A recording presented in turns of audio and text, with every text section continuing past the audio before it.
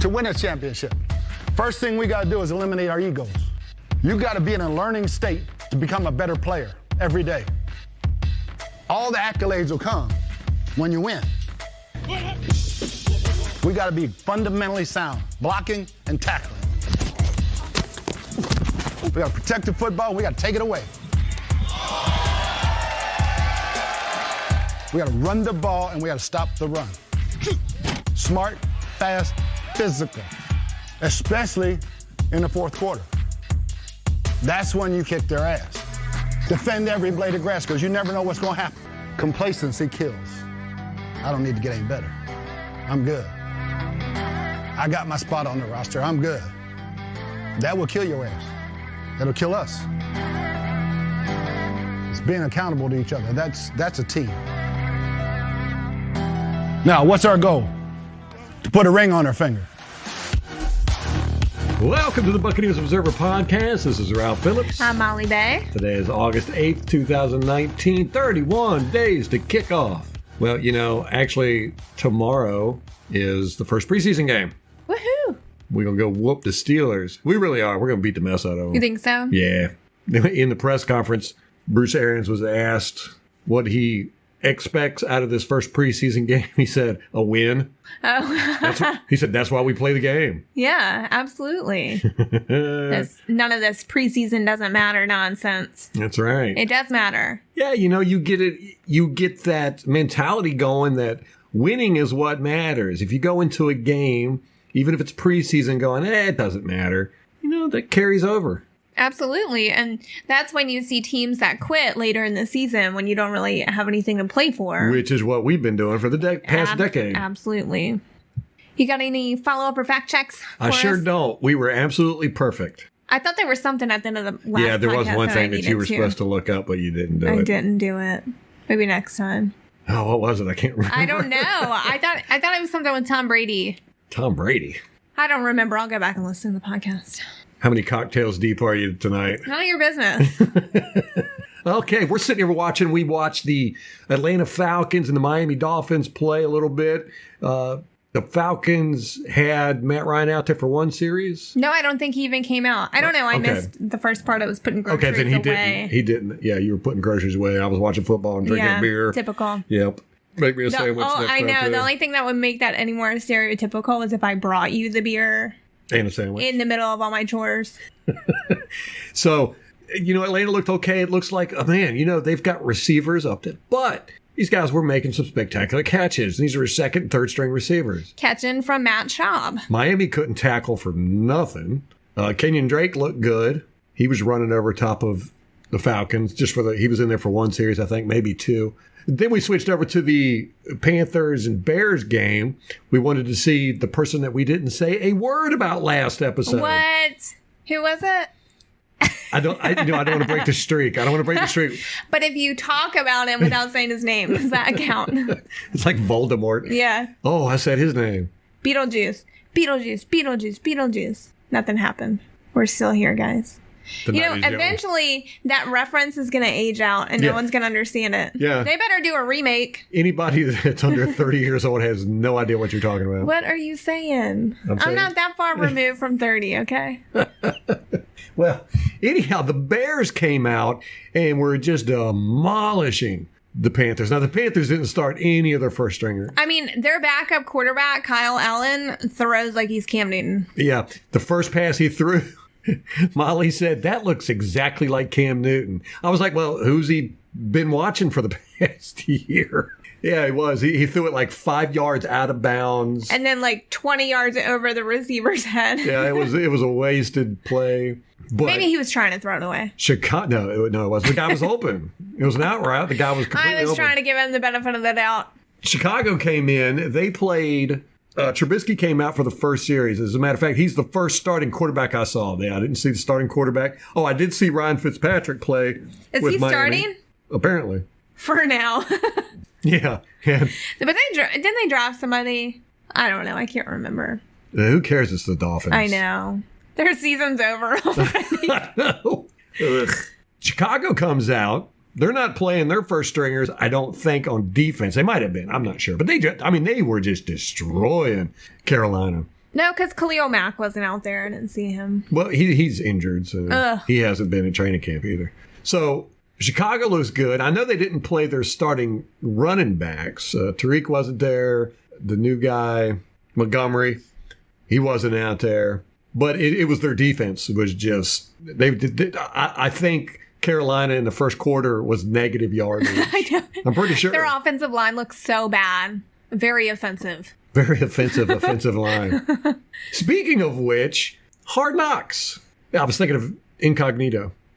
Oh my gosh. Speaking of offensive linemen. He is so crazy. Like, I feel like if I were around him and ever interacting with him, I would just be like on edge the whole time, like trying to be really normal. Don't say anything to trigger him. I don't want you to rip my corpse's head off. Yeah.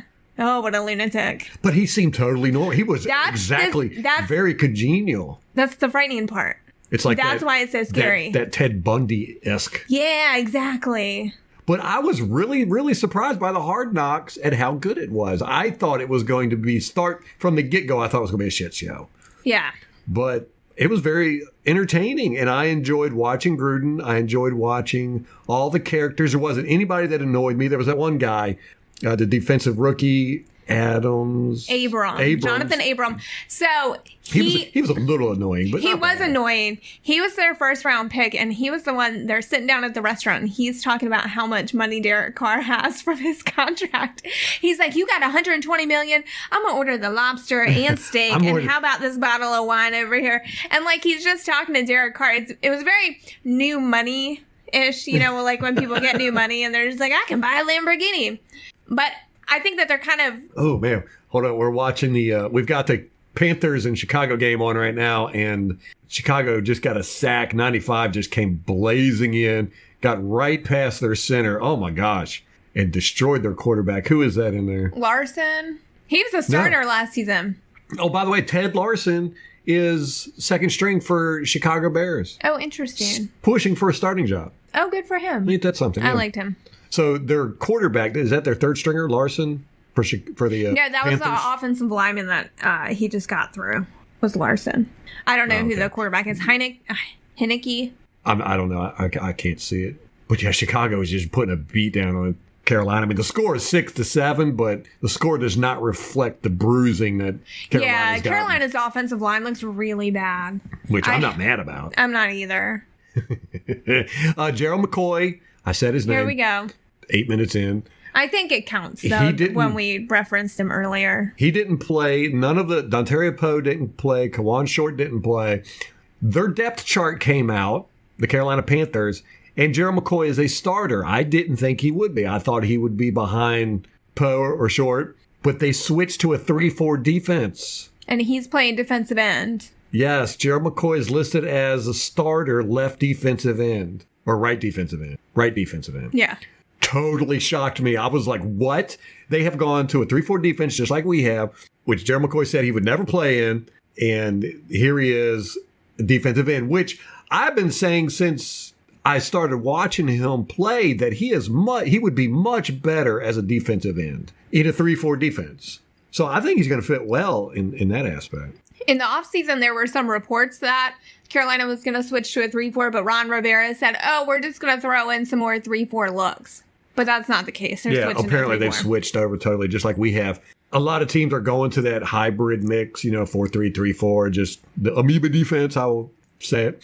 I can't remember where I heard it, but I think it was Nick Rapone, our safeties coach, said that colleges really dictate the trends in the NFL because depending on what type of player they start courting, that's who comes into the NFL years later. So you're getting these taller, faster safeties and defensive backs. So that could be why all these defenses are changing. The crop of players is just very different. It is amazing watching it, all the changes the NFL has gone through as far. And it's great because it's a chess match. You get the rules have changed to help the offense. You've got these quarterbacks that are staying in the league now 10, 15, 20 years. And they're great. They can do all these plays. They can recognize his defenses. So what the defenses are doing is they're switching everything up and making it so it's extremely difficult to read. And they're getting these really long cornerbacks. On the Buccaneers in the last episode, which is fantastic, by the way, I recommend everybody to watch it. Vernon Hargreaves, there's a shot of him making an interception. He jumps up in the air at least 12 feet. He's 12 feet in the air making an interception. At first, I freeze framed it, and I watched, and I was like, is that receiver holding him up? Because I'm thinking, that's the only way he could have gotten it's up like that a high. figure skating routine. Yeah, that's what it looked like. But the receiver was trying to bat the ball down. Hargreaves was 12 feet in the air, outstretched. So, yeah, the defensive cornerbacks and secondary have gotten extremely long and extremely fast. And I think we might be premier as far as that's concerned, because that's what we've gotten completely. All of our guys are long and fast. It makes sense, though, with all the rule changes, which have really crippled defenses, especially the physical ones, because they don't want you to hit anybody. It's taken a long time for the defenses to catch up to this. Yeah, so they've had to innovate to be successful. So rather than be hard hitting, they've got to be able to compete for the ball with the receivers in a different way. I think that Chicago kind of laid the groundwork last year of how a defense can be dominant again, and a running game. You know, because really that's what Chicago is. They're a tough running game and a monstrous defense. Really? I kind of told that with Mitch Trubisky throwing 6 touchdowns on us. How many was it? That was on 7? I mean, we make second, third string quarterbacks look good. No, not Nick Mullins. We clobbered that guy. Well, a broken clock is right twice a day. There's a new era of defense in Tampa. Thank God. Thank God. I am, but oh man, I got to say this. I got to bring this up. I don't know if this was on your thing, but Vita Vea, the Vita Vea issue had me so depressed yesterday. You can ask Molly. I was just moping around. That hurts, man. We got our video almost done. Yeah, and Ralph doesn't want to put it out. No, I don't want to put it out. I put it on pause. I said no until we find out what his injury status is. I'm not putting it out because I wouldn't want to watch a video on Vita Vea if he's not going to play for, part of the season or even miss the whole season. I know. I couldn't watch. I'd be like, I don't want to watch this. So we'll find out what his injury status is and then make a decision on that video. We got a couple other videos in the pipeline. But yeah, it sounds like his injury.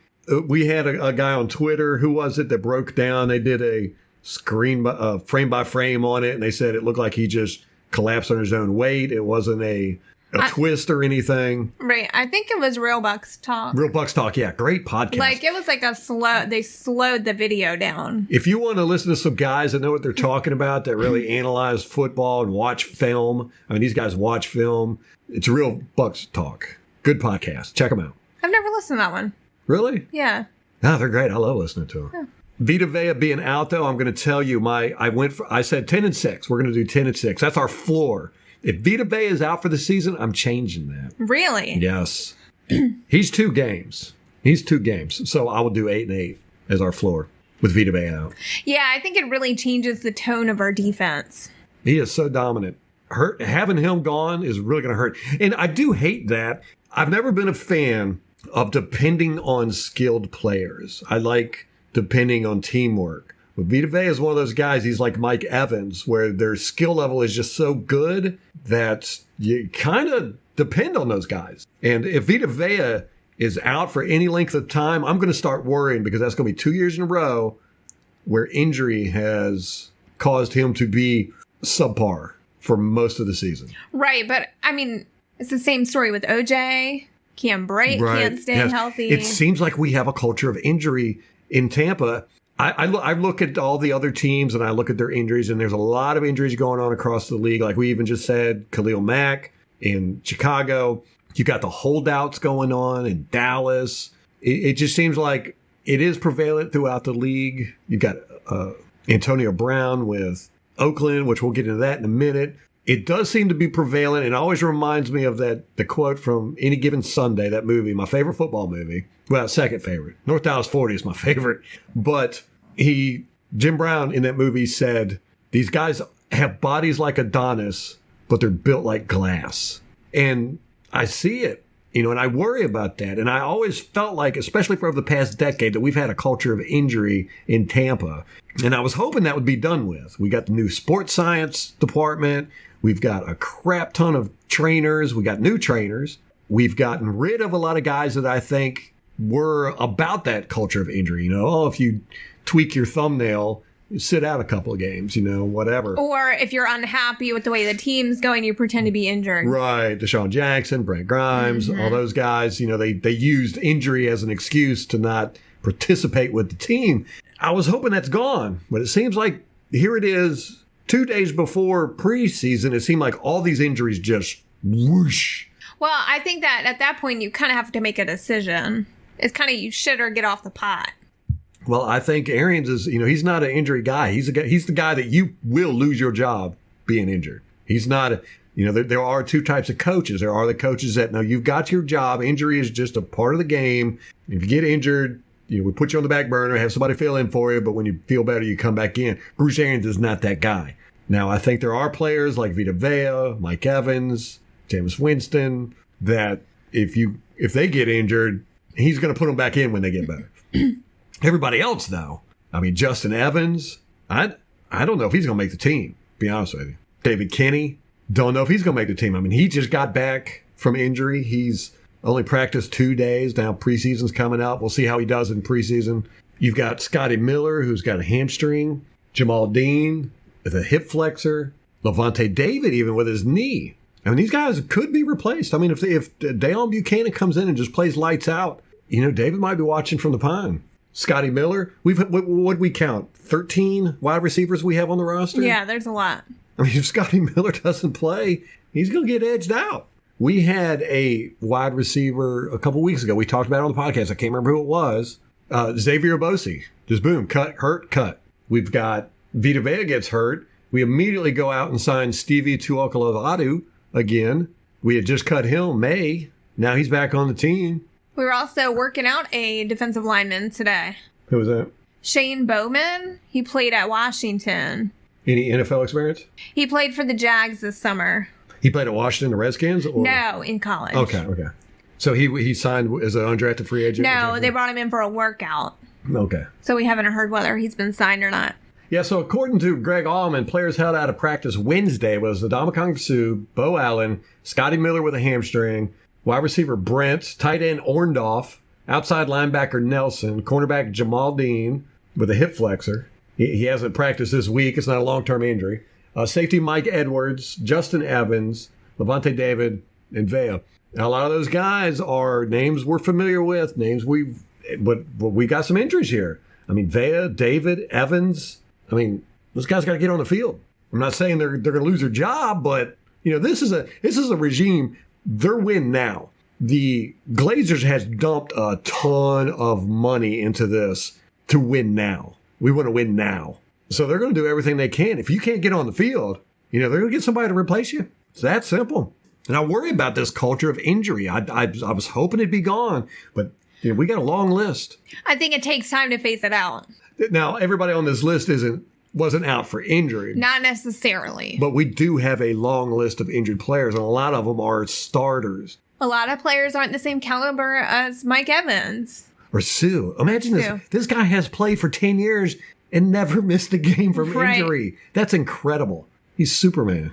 He's got bones made out of titanium or vibranium or one of those comic book metals. Last year on McCoy. But yeah, the Vita Vea injury thing just really had me down because I talk about how great he is and how much potential he's got, but it's always with the caveat that he doesn't become one of these injured players. Look at Cadillac Williams. Great running back, boom, injuries, done. Carl Nix comes to Tampa, boom. He was a fantastic, great offensive lineman. Comes to Tampa, gets hurt, boom, done. It just really bothers me that Vea might be in that class. I don't even want to think about it. But I think about it. I don't want to think about it, but I think about it. Because, God, he has got so much potential / skill / ability, whatever. And now here it is. We might sit for the second year. Like you said, O.J. Howard. He hasn't made a full season yet. How long's he been in the league? 2 years? 3? Yeah, that's what I thought. And it just seems like, some of these guys, they get hit with the injury bug, and then that's it. No matter how good they are, how much potential they have, when injuries start with them, done. They're done. Can't get past that. So let's all just collectively put our minds together, think positive thoughts towards Vita Vea. He is not going to be hurt. His crap's going to heal up. He's going to be out there week 1. I don't care if he plays in the preseason. I don't care if he plays in training camp. I just want him out there week 1. Rick Stroud tweeted this quote from Bruce Arians. A little fluid in there, a little swelling, so we'll do another one Friday. Talking about an MRI. There's nothing really to report on what it is yet or how much timetable as far as return. We'll know more after Friday, but the original prognosis was good. BA's known a little for blowing some steam, blowing smoke, not steam. So we'll see. By the time this podcast comes out tomorrow, he might have already gone for his MRI, and we would know. We'll know something by our next podcast. We'll let everybody know. All right, let's get to some league news. All right, what we got? The Pro Bowl was announced. It'll be played again in Orlando on January 26th. What do the players feel about that? I think they liked going to Hawaii. I think so, too. Going to Orlando's got to be a letdown. Yeah, I think so, too. It's the discount Hawaii. The Pro Bowl budget isn't as big anymore. Nobody watches that mess.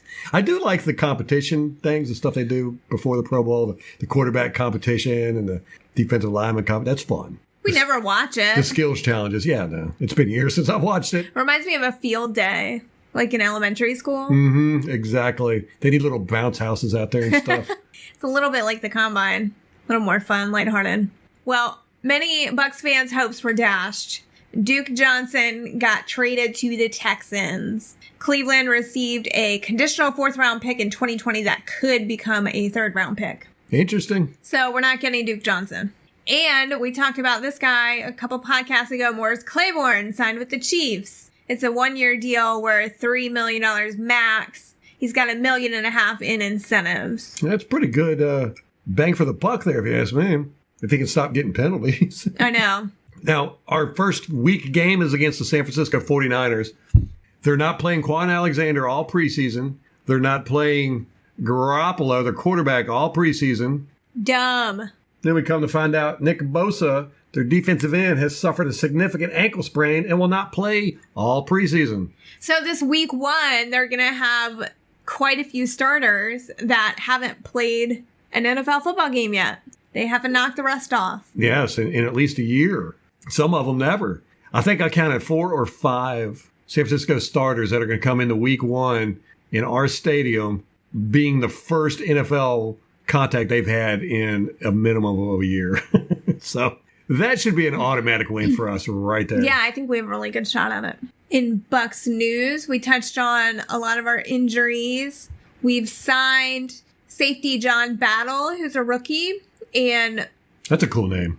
John Battle. Who was it we saw today that played for Chicago? Tank? Yeah. That's a cool name. We waived offensive lineman Michael Lietdke with an injury designation. Oh, we waived him? We did. See, there you go. That's what I'm talking about. Yeah. Get injured, boom, you're gone on this team. Then Dakota Dixon, we lost to IR. He'll make a little less money on IR than he would on the active roster, so he's going to make $378,000 as opposed to $495,000.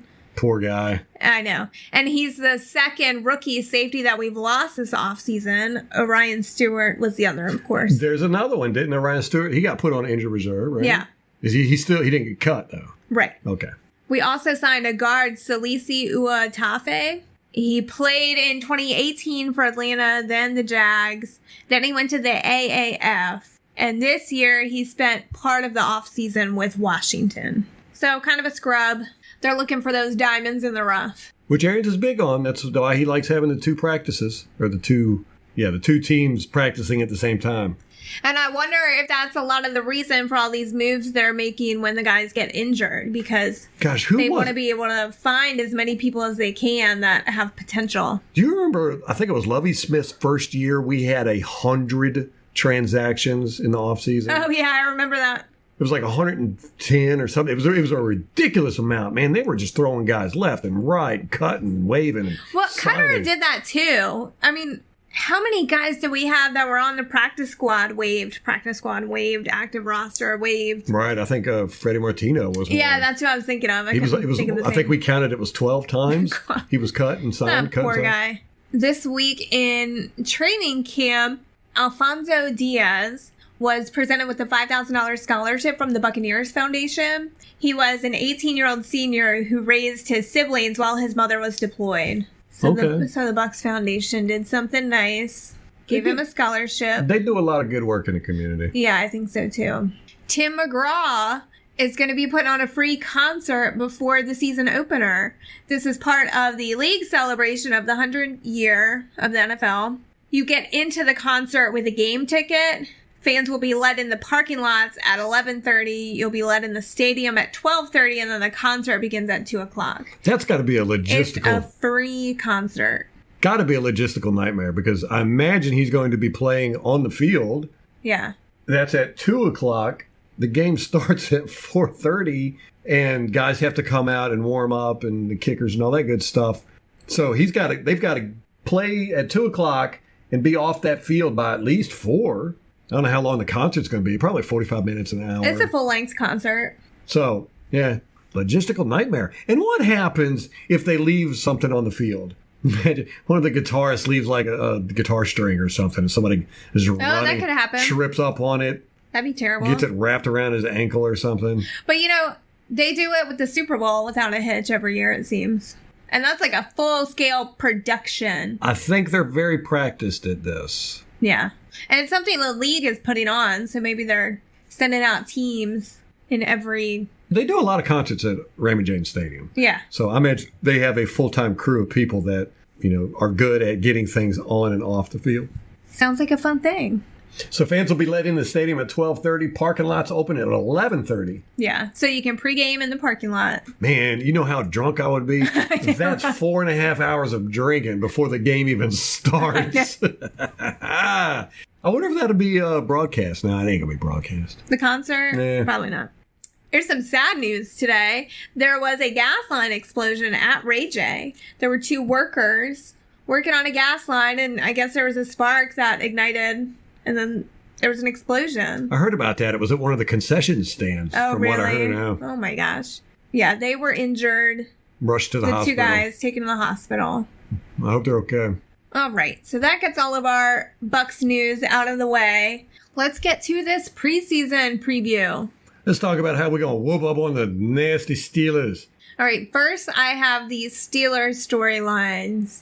The biggest news is this is the first time we're seeing the team without Antonio Brown and Le'Veon Bell. It's been a while since they haven't had those 2. Yeah, and supposedly the issues with Antonio Brown started several years ago, but it didn't get made public until this year. That sounds familiar. Right. Or last year it got made public. They're not saying who his issue was with. Roethlisberger. You think it was? Yeah. He said publicly it wasn't, though. Whatever. He's lying. That's your point? I don't know. That's what I've heard. Taking his place, of course, is Juju Smith-Schuster as number 1.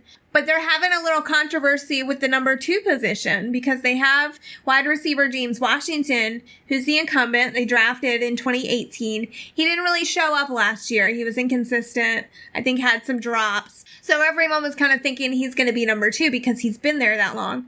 Well, they went out and got Dante Moncrief in free agency, and on the depth chart, Moncrief is number 2. That doesn't surprise me. Moncrief's a good wide receiver. Right. So I don't know whether they're going to play or not.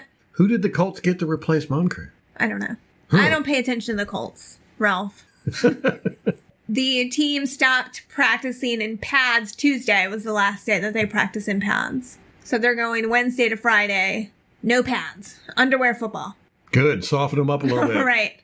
Their offense is dominating camp. Ugh. Yeah. Really? Yeah.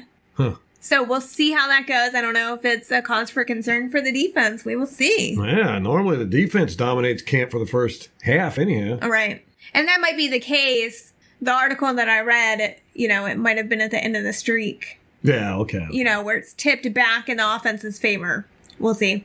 They drafted a quarterback this year, Mason Rudolph, to develop and eventually replace Big Ben in the next few years or whenever he retires. But they've also got this backup quarterback, Josh Dobbs, who they had trade offers for before. So this preseason game may end up being trade bait for him. Like if they want to showcase him and try to get some picks out of him. They drafted another running back who his name's Benny Snell. He was drafted in the 4th round. And apparently he's turning heads in camp. He's listed number 3 on the depth chart. Now, we kind of ran into this with Le'Veon Bell, and then James Conner comes in, and he's phenomenal as well. Who's to say Benny Snell, it's just not the offensive line. It's definitely the offensive line. But Conner he's a good running back, but he's just a good person. I really like him. Yeah. Well, Benny, we'll probably see in preseason. Benny Snell, that's his name. Yeah, it's like this whole Ezekiel Elliott mess in Dallas.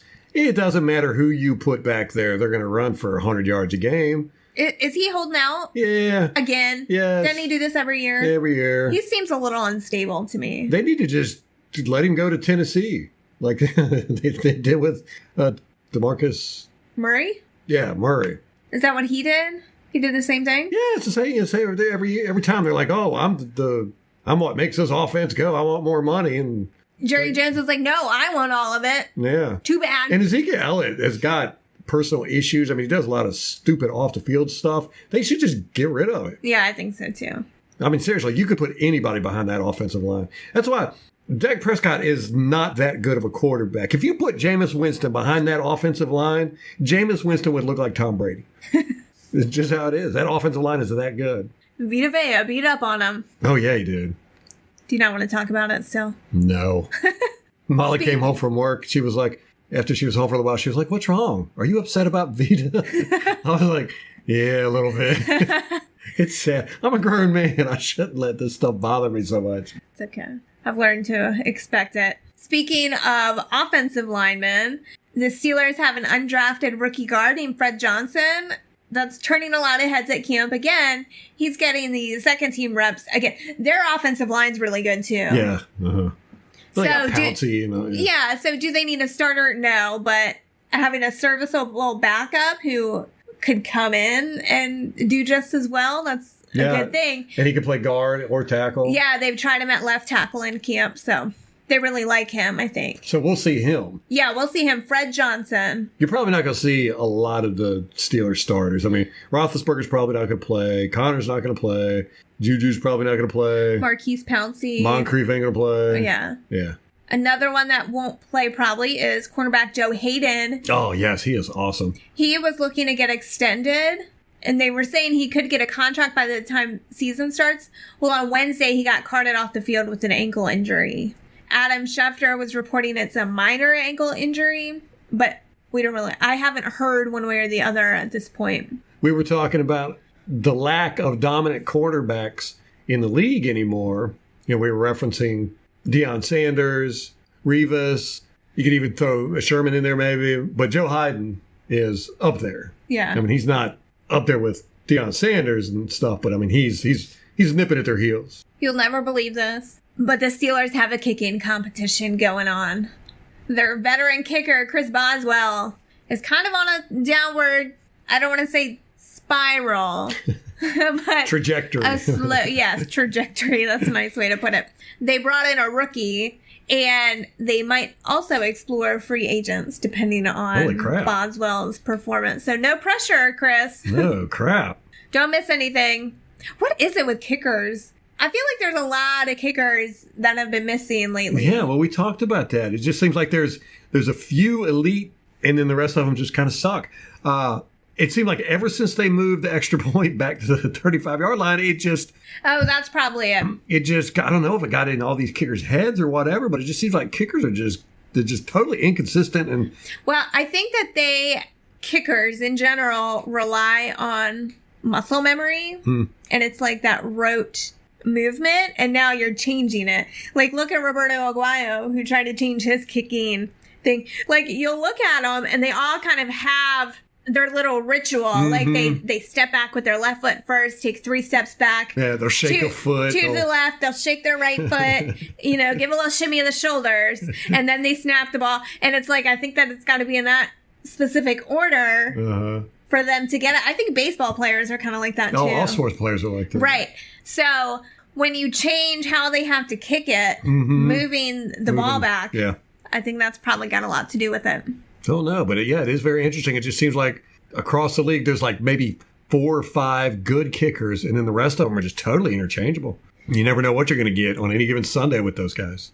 I think that they just need to adapt. They haven't adapted yet.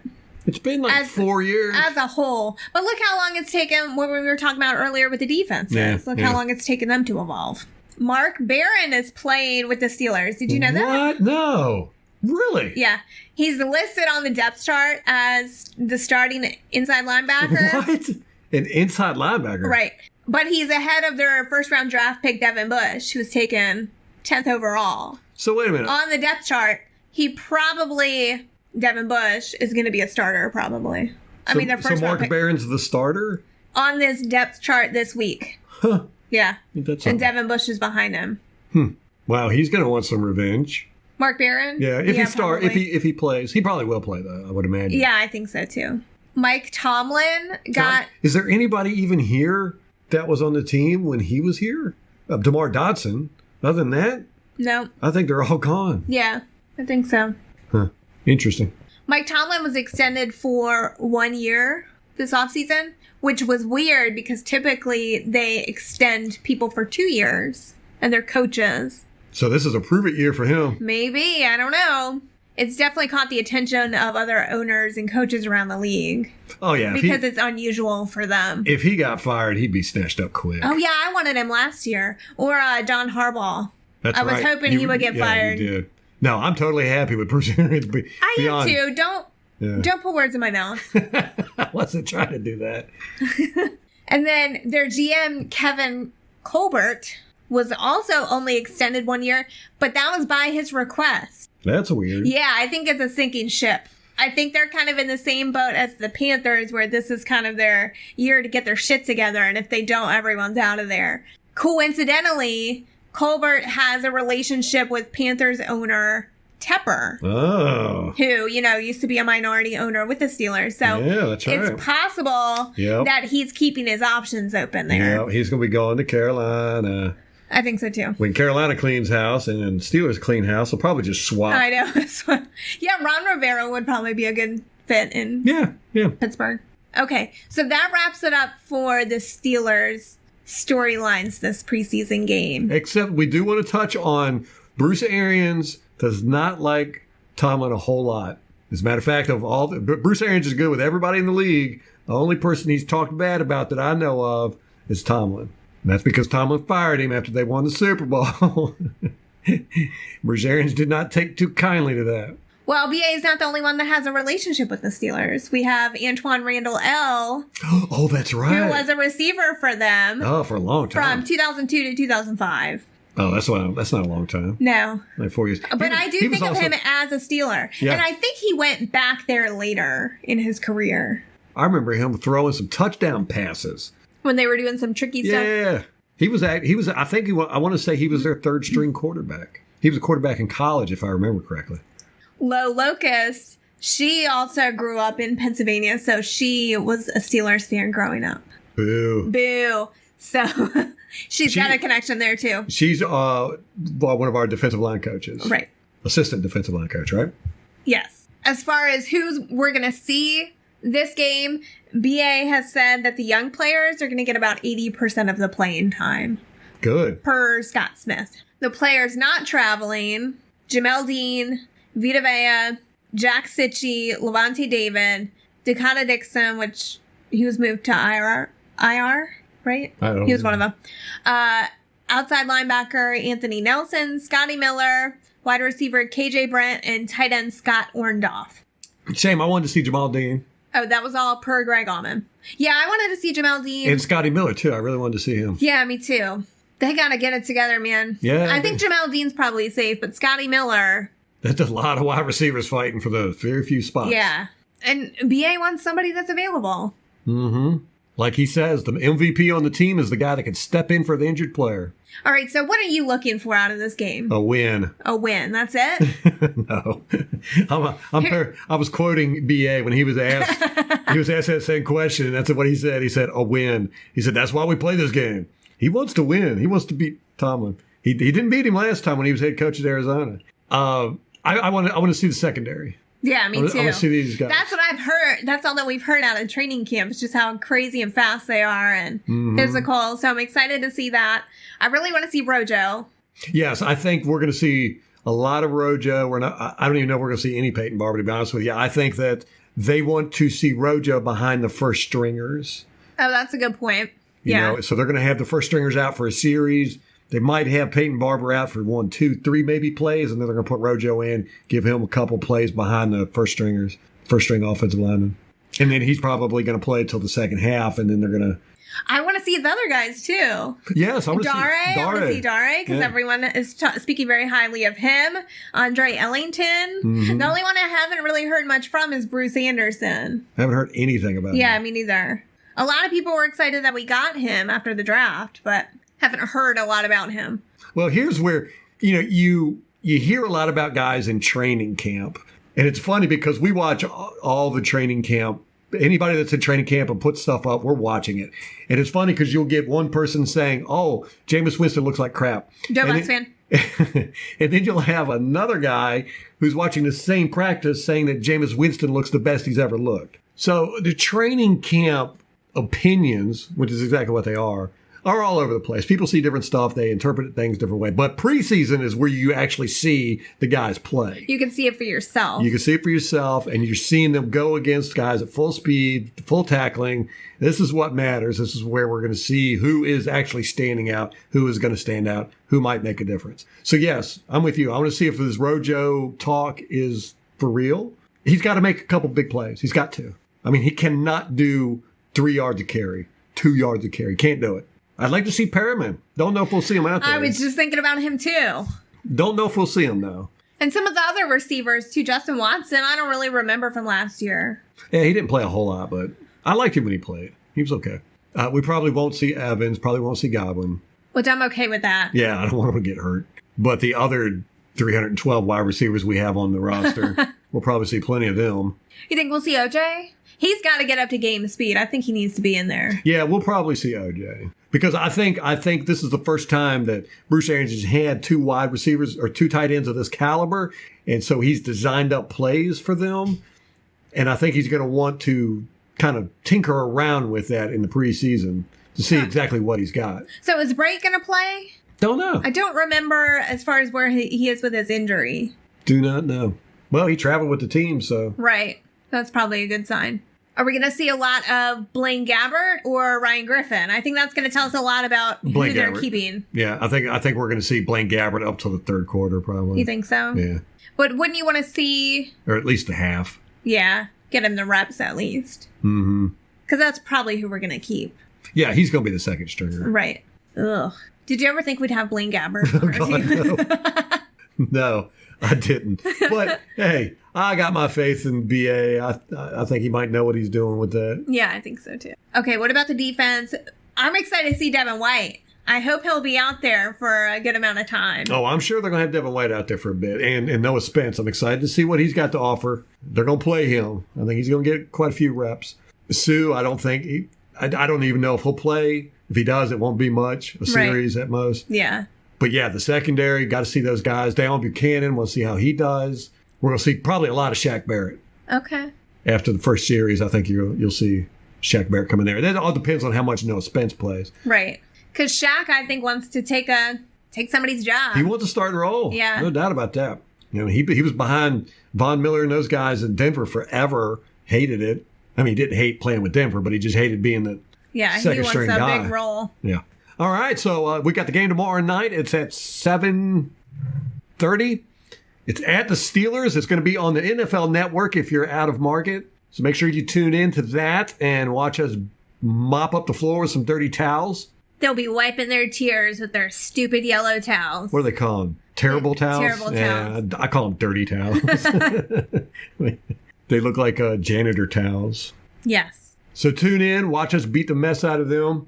If you get a chance, go ahead and hit the share button on your app, what you're listening to. Send us out to somebody, some group, I don't know, Twitter, Facebook, Reddit, somebody you think might be interested in hearing some more Buccaneers talk. We do appreciate y'all guys doing that. It means a lot to us. You can contact us on Twitter. You can follow us there. Our handle is at Bucs_Observer. Check out our website, BuccaneersObserver.com. We're on Facebook and YouTube, so you can search for us there. Yeah, just type in Buccaneers Observer. We pop up. Ain't going to get us confused with anybody else on that one. And we'll have a breakdown of the game on the next podcast, which will be out Monday morning. We'll have an update on Vita Vea's injury status. And we'll probably be talking about it on Twitter one way or the other. Yes. Hopefully Ralph won't be sad. Ralph will be happy, Ralph. Well, that's going to wrap it up for us, guys. Till next time. What? You want to say that again? I do want to say that again. I had too many F's in there. I don't know. That's going to wrap it up for us, guys. Until next time. Go Bucs.